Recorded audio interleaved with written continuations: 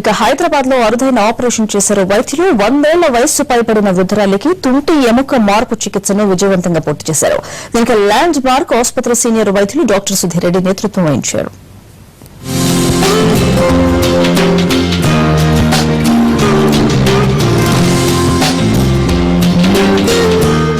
ఎన్నో అరుదైన ఆపరేషన్లకు వేదికైన హైదరాబాద్ బెస్ట్ హాస్పిటాలిటీలో పరుగులు పెడుతోంది. తాజాగా మరో అరుదైన శస్త్రచికిత్స చేసి రికార్డు సృష్టించారు నగర వైద్యులు. గతంలో ఎక్కడా చేయని విధంగా ఓ వృద్ధురాలికి తుంటి ఎముకను మార్చి అరుదైన ఘనత సాధించారు. హైదరాబాద్ లోని ల్యాండ్ మార్క్ ఆసుపత్రి ఈ అరుదైన ఆపరేషన్ కు వేదికైంది. ప్రముఖ సీనియర్ డాక్టర్ సుధీర్ రెడ్డి ఆధ్వర్యంలోని వైద్యుల బృందం విదేశాల నుంచి తెచ్చిన తుంటి భాగాలను అమర్చి విజయవంతంగా పూర్తి చేసింది. 100 పైన అంటే అనుభవం, ఎందుకంటే ఎవరు 100 పైన చేసి ఉండరు. 100 పైన చేసింది ప్రపంచంలోనే 3-4 కేసులే. కాబట్టి ఇటు ఎంతమంది ఎంత రిస్క్ ఉంటుంది చెప్పడం కూడా కష్టమే, బట్ చాలా హై రిస్క్ ఉంటుంది. దాదాపు 50-60% పేషెంట్ కోలుకోలేని ఉంటుంది.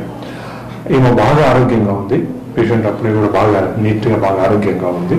సో హోప్ఫుల్లీ ఫుల్ రికవరీ చేస్తుందని అనుకుంటున్నాము. ఏమి రిస్క్ ఫ్యాక్టర్స్ కూడా బాగుంది.